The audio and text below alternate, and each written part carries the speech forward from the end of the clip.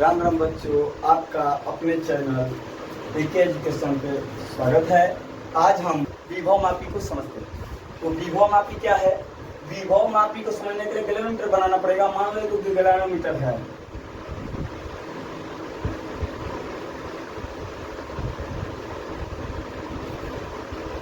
Galvanometer में मैंने आई विद्युत धारा प्रवाहित कर दिया। आई विद्युत धारा प्रवाहित किया। मान लो गैलोमीटर का प्रतिरोध जी है। और याद करिए कि मैंने जब गैलोमीटर को अमीटर में बदला था तो एक संट जोड़ा था। संट को मैंने समांतर क्रम में जोड़ा था। क्यों जोड़ा था जाके आप वीडियो में देख सकते हैं, आपको वहां पे प्राप्त हो जाएगा। लेकिन आज हमें विभव मापी समझना है, अर्थात हमें उस संट को आज समांतर क्रम में ना श्रेणी क्रम में जोड़ना पड़ेगा। क्यों जोड़ना है, कहाँ जोड़ना है, सब सिखाऊंगा, बस देखते रहिए। मान लो यहाँ पर मैंने एक संट को जोड़ दिया श्रेणी क्रम में और इसके प्रतिरोध को मान लिया एस। हम जानते हैं ओम के नियम के अनुसार जब किसी प्रतिरोधों को श्रेणी क्रम में जोड़ोगे तो बाबू खाली किस क्रम में धारा का मान समान होता है, विभव का मान अलग अलग होता है। लेकिन जैसे ही प्रतिरोध को समांतर क्रम में जोड़ते हैं धारा का मान भी अलग अलग हो जाता है और विभव का मान समान होता है। वैसे ही इसमें तो धारा का मान समान होगा, काहे कि किस क्रम में जुड़ा है हो, श्रेणी क्रम में। श्रेणी क्रम में इसमें भी धारा आई जाएगी, इसमें भी धारा आई जाएगी, लेकिन श्रेणी क्रम में विभव का मान क्या होता है, अलग अलग होता है। तो इसको मान लेंगे भी जी, इसको मान लेंगे भी एस। जब धारा का मान समान तो विभव का मान असमान, जब विभव का मान समान तो धारा का मान असमान होता है। वैसे ही करेंगे। अर्थात कोई कहे कि गैलोमीटर को विभव मापी में बदलना हो तो हमें एक संट को श्रेणी क्रम में जोड़ना चाहिए। क्यों? क्योंकि बाबू उसमें धारा का मान समान होगा, विभव का मान अलग अलग होगा, तो अभी ना नापेंगे हो, नहीं तो कैसे नापेंगे। तो इसके बाद से हम धारा का मान प्रवाहित करेंगे तो इसमें आई, इसमें भी आई जाई, में विभव हो जाए भी जी, इसमें विभव हो जाएगा भी एस। कैसे काम करता है ध्यान देना, मजा आएगा। आ जाओ शुरू करते हैं। अच्छा ये बताओ बाबू कि जब इसमें विभव धारा आई है, ओम में धारा आई है, तो ओम का नियम कहता है कि V equal to I R ना हो, सुन करते हैं V equal to I into R. पहले लगाएंगे गैलोमीटर के लिए, क्या लगाएंगे,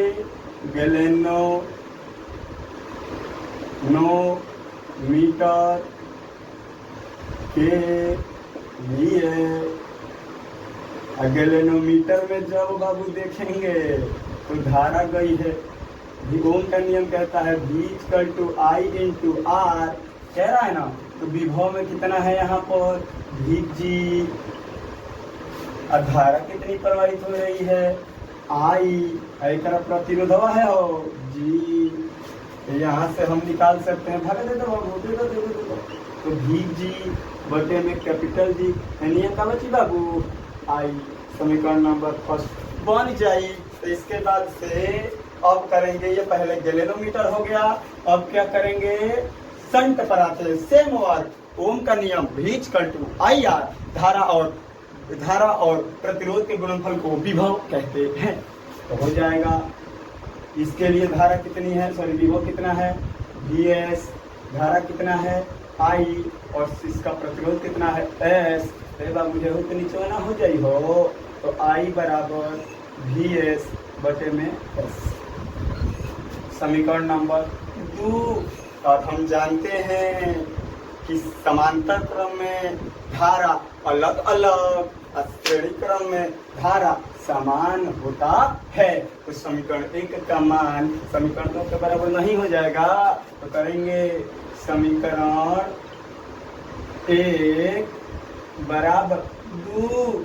समीकरण 1 का मान कितना है भी जी, इसका मान कितना है कैपिटल जी, समीकरण 2 का मान कितना है वी एस, और इसका मान कितना है एस।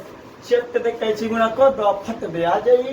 तो लिखेंगे इसका गुणा इसमें, इसका गुणा इसमें, तो भी जी इंटू एस बराबर V S into capital G.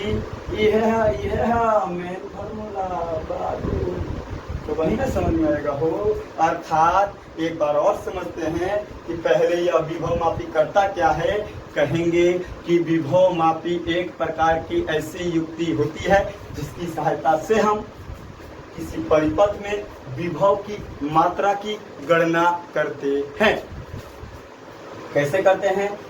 मान ला कि एगो बाबू बाटे गैलेनोमीटर, उसके साथ एक जोड़ दिया सन। जब धारा प्रवाहित करेंगे तो धारा तो पूरा जाएगा, तो इतना इसमें धारा हो जाएगा कि विभव की गणना कर ही नहीं पाएगा, ताकि इसके पति का औकाते नहीं होता है, औकाते नहीं है कि पूरा का पूरा गणना कर सके।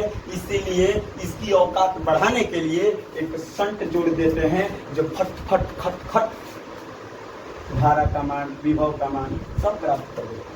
तो बचाव देखो, जब धारा जाएगी जितना विभव ले अपना नापना होगा नापेगा, उसके बाद से कुल काम एक पर छोड़ दी, कहीं ते नाप ले और इसके बाद ही नापेगा जब दोनों को जोड़ देंगे तो पूरा का पूरा विभव का मान आ जाएगा।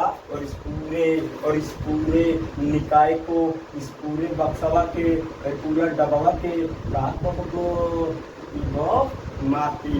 तो कहेंगे विभव मापी एक प्रकार की ऐसी युक्ति होती है जिसकी सहायता से हम किसी परिपथ में विभव के मात्रा की गणना करते हैं। कैसे डेरिवेशन हुआ आप देख सकते हैं। फॉर्मूला बन गया Vg इंटू एस बराबर Vs इंटू जी। Vg क्या है वेयर में लिखेंगे, कौन का हल लिख लो, मतलब कोई काम खराब लगे रोमन पीटे पड़े बाबू।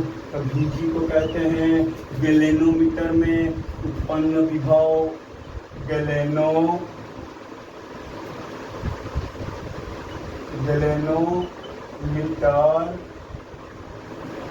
में उत्पन्न विभव। और Vs क्या है संट में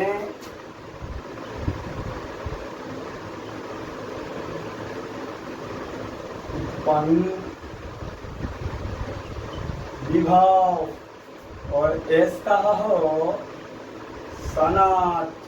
उसके बाद से आई क्या है धारा, कौन धारा, विद्युत धारा। तो एक बात यहाँ लिख देते हैं कि विभव मापी करता क्या है।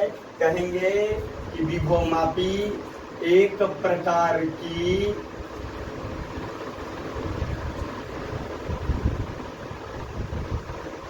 ऐसी युक्ति होती है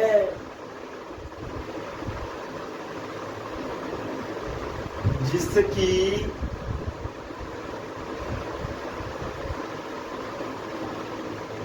सहायता से हम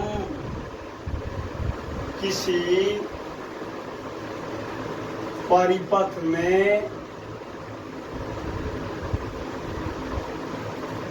परिपथ में विभव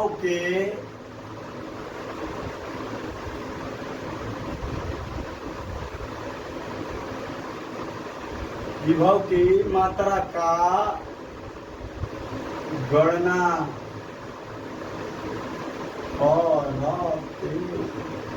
नहीं है कि याद कर जहिया वह कि बाबू याद कर पढ़ाया हूँ कि गैलेनोमीटर एक प्रकार की ऐसी युक्ति होती है जिसकी सहायता से हम किसी परिपथ में केवल और केवल धारा की उपस्थिति बताते हैं। लेकिन जब गैलेनोमीटर के विभवमापी में बदल दे बनो श्रेणी क्रम में जुड़ के कभी का बतावे लगी विभव, और विभव की जब गणना करने लगेगा केवल उपस्थिति न बताकर गणना करने लगेगा, उसको हम कहते हैं विभव मापी, जो केवल और केवल विभव की गणना करता है। अर्थात एक और स्टार डाल दो, जीवन बदल दो। कहता है कि गैलेनोमीटर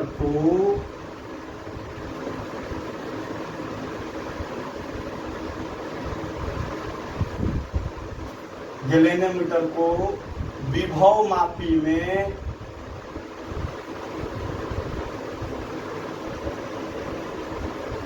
बदलना हो तो संट को में जोड़नी है जा श्रेणी संट को श्रेणी क्रम में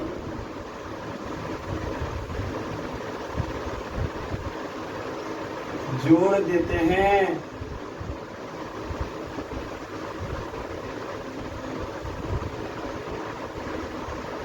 जोड़ देते हैं। हाँ, कोई कहेगा कि क्यों श्रेणी क्रम में ही जोड़ेंगे, तो कह देना कि श्रेणी क्रम में हमें धारा थोड़े नापना है, क्योंकि श्रेणी क्रम में धारा का मान समान होता है, विभव मापना है, इसलिए विभव हमें अलग अलग चाहिए। छोटका वाला के जी नाप ली और संट वाला के मैंने संट जो है वह अधिकतम धारा को क्या कर देगा, नाप देगा। हई अपन नाप ली जितना औकात बा, हई कुछ बचल का के नाप दी और दोनों के जोड़ दे बनू तो कुल ना पाजी।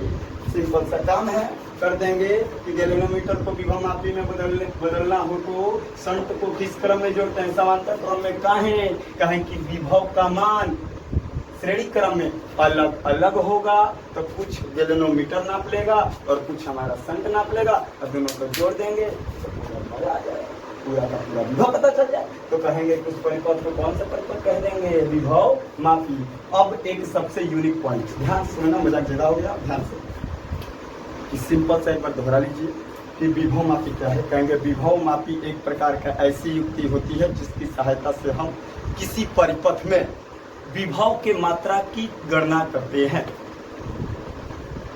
गैलोनोमीटर को अगर हमें विभवमापी में बदलना हो, अर्थात विभव की मात्रा का नापना करना हो और गैलोनोमीटर की सहायता से करना है, तो हमें एक संट को श्रेणी क्रम में जोड़ना चाहिए। श्रेणी क्रम में इसलिए जोड़ना चाहिए ताकि वह विभव का मान बता सके, क्योंकि श्रेणी क्रम में विभव का मान भिन्न भिन्न होता है। जितना इसके पास कैपेसिटी है ये नाप लेगा और बचा खुचा है नाप लेगा, और धारा का मान इसमें समान होगा, तो सब में धारा का मान समान होगा। कैसे कैलकुलेट किया समझ में आया होगा, एक बार और समझते हैं। ओम का नियम कहता है V = IR, पहले लगाएंगे गैलोनोमीटर में लगाया तो V = I × G, कैंची गुणा करके धारा का मान निकाल देंगे। गैलोनोमीटर वाला है। एक बाद से चलेंगे संट पर चलेंगे तो देखा प्रभाव वही नियम हो, कोई बदलाव नहीं है, एक बार है पे। तो उनका नियम VS = I × S, VS का मान कितना है IS, तो भागा देता I का मान निकाल दो। अब हम जानते हैं कि श्रेणी क्रम में धारा का मान सबके लिए बराबर होता है, तो जितना हमें होगा उतना हमें होगा, तो दोनों का मान आपस में क्या कर दिया बराबर, कैंची गुणा कर दिया, फट दे आ गया। इसके बाद से मैंने लिखा कि विभव मापी एक प्रकार की ऐसी युक्ति होती है जिसकी सहायता से हम किसी परिपथ में विभव की मात्रा का गणना करता है। याद रहे, मात्रा गिन देनी जा, केवल ये नहीं बताते हैं कि कितना है, कितना है ये हम मात्रा ज्ञात कर देते हैं, लेकिन ये नहीं बताते हैं उपस्थिति के साथ साथ कुल नाप दिया जाला, जितना नापेला के बाद उतना नाप दिया जाला। इसके बाद से बताया कि गैलोनोमीटर को विभव मापी में बदलना हो तो संट को किस क्रम में जोड़ना चाहिए, श्रेणी क्रम में। अब सुनो सबसे यूनिक पॉइंट बाबू कि अगर भाई पूरा का पूरा जो सेटिंगवा है ना, जिसको विभव मापी कहते हो, अगर पूरा विभव मापी को किसी परिपथ में ले जाकर लगाना पड़ेगा, किसी परिपथ में लगाओगे तो वह क्रम सेम टू सेम, याद रखिए, समांतर क्रम होना चाहिए। समांतर क्रम क्यों होना चाहिए, इसके लिए अगले वीडियो में सीखेंगे। आज के लिए इतना ही। अगर चैनल अच्छा लगा हो तो लाइक कीजिए, सब्सक्राइब कीजिए, बेल आइकन दबाइए और भाई को अब विदा करिए। धन्यवाद। राम राम, जय हिंद।